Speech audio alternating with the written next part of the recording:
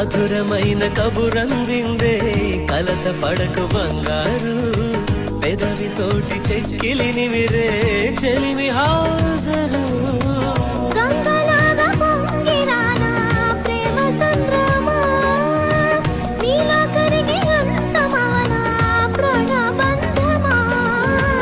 అంతులేని దాహమవన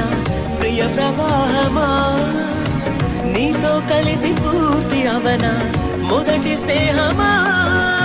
ఏం జరుగుతోంది నా మనసుకి వాళ్ళ ఏం వెతుకుతోంది నా వయసి వేళ